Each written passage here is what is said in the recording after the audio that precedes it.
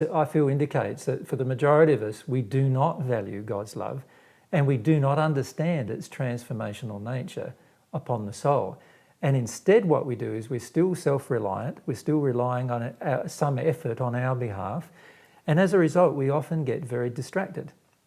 We often go off into searching for other truths rather than focusing all of our attention on this one main truth and then allowing all the other truths to come to us as time goes on. As we receive the love, more and more of these truths will come to us.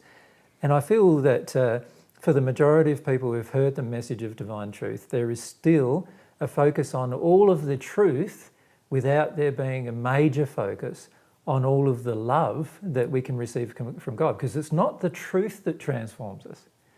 And we need to understand that. We need to get that it's not truth that transforms us. It opens the doorway to transforming us, but it isn't the truth itself that transforms us.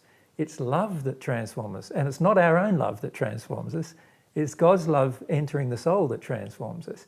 And we need to understand the importance of receiving God's love in our day-to-day life if we truly want to become more loving individuals. So can you then describe this? You're saying God's love transforms us. Can you explain what happens? What is this transformation that happens? Well, when God's love, which is a part really, or a part of God's nature and character, and as we've said in the Paget messages, it's a part of the substance of God because it belongs to God. It doesn't belong to us. It belongs to God. So when we receive divine love into our soul, a part of God now exists within our soul. For the very first time, if it's the very first time we've received it, it'll be the very first time in our entire existence that a part of God exists in our soul. Now, a lot of people argue that we're all made with a part of God, and I can't agree with that. Yeah. We are all made with characteristics and attributes that are loving, and God has placed these characteristics and attributes in us, but they belong to us initially without being a part of God. And God made the material that makes up our body, and made the material that makes up our spirit body, and made the material that makes up our soul, but they are just creations of God that have their own purpose and their own mechanisms. They operate independently of God. And God created it that way because otherwise we wouldn't have free will. When we receive divine love, it's completely different. We now are receiving a part of God's very substance, the love that belongs to God, which is an emotion that God has, but it's also a substance, that enters our soul and starts transforming the soul into a different type of, having different type of characteristics. And it physically transforms the soul as well as spiritually transforms it. And it does it by operating upon, this love causes different operations to begin inside of the human soul. So before, we were only ever able to progress to the perfect natural man after we received some divine love. Now we have the potentiality of receiving more and more of this love that transforms us into being a completely different kind of creature, which is why I called it in the first century the new birth, being born again.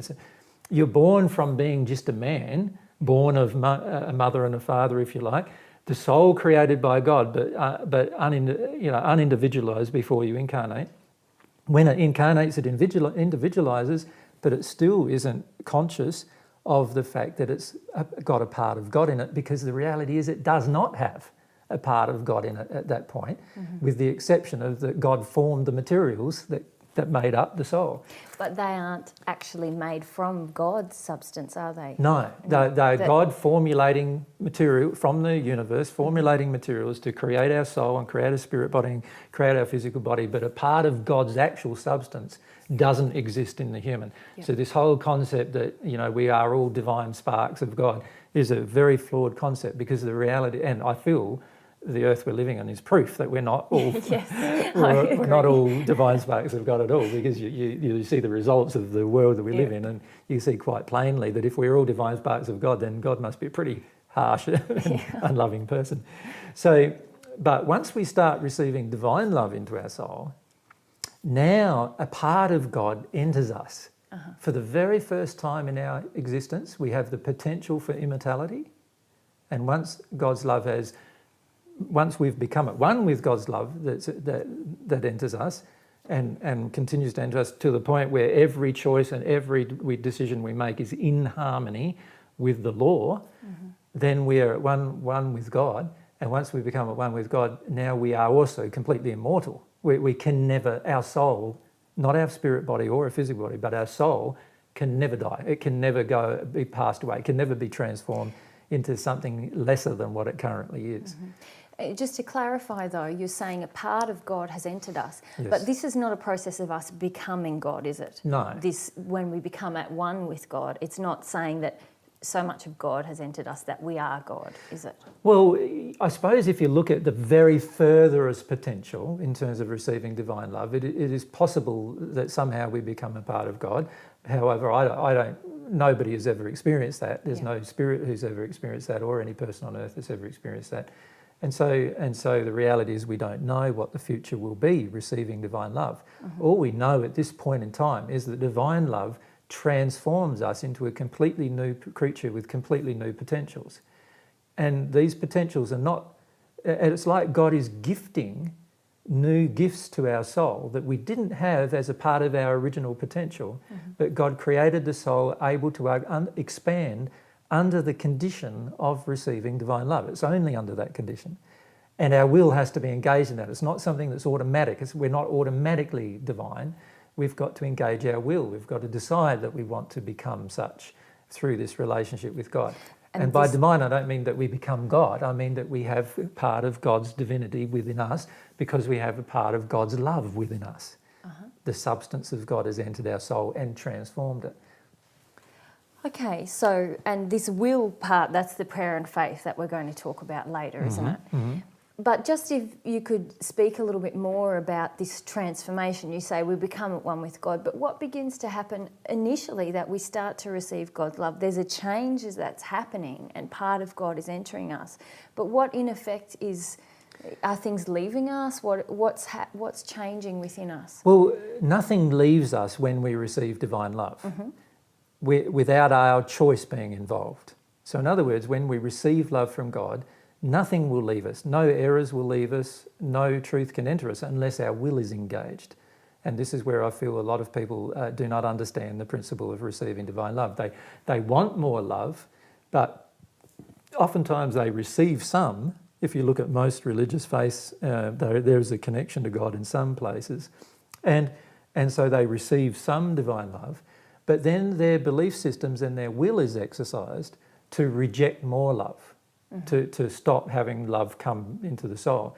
Or they reject living in harmony with the love that has already entered their soul. And if they do that, then they'll have quite a lot of pain and suffering in their lives still as a result of that. What we need to do is engage this process of continuing to receive the love and releasing from us the influences and beliefs and emotions and passions and desires within us that have a tendency towards rejection of the love and have a tendency towards rejection of the truth, and we need to let those go, but it needs to be a process that is actively engaged by our will. We can't expect to just have divine love keep coming to us while at the same time we continue to operate and act out of harmony with it and have continued reception of divine love.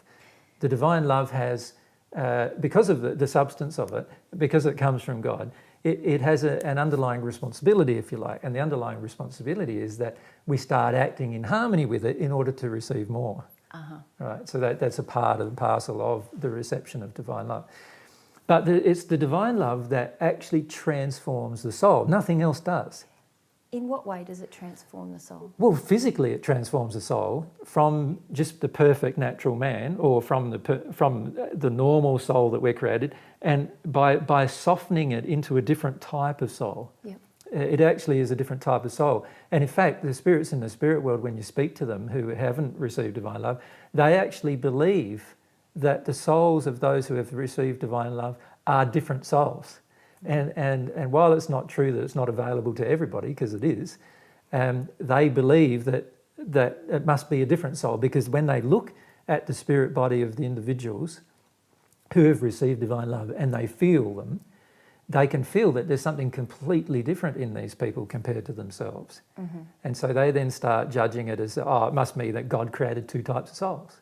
Sure. And that's how they explain to themselves. So you're saying physically the spiritual body begins to reflect the changes that are inside the soul, and that's what spirits are seeing? Yes, but I'm also saying that the soul itself, the physicality of the soul itself, changes on the reception of divine love.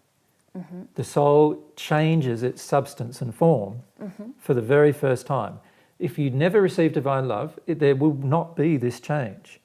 That you'll continue to grow and you eventually become the perfected natural man sometime in your future in the spirit world, in the sixth dimension. You'll be very happy perhaps in that state, but you'll never experience any further growth. And it's impossible, in fact, to experience any further growth without receiving divine love above the sixth dimension. What we need to do is understand that receiving divine love is the beginning of all soul-based transformation, really.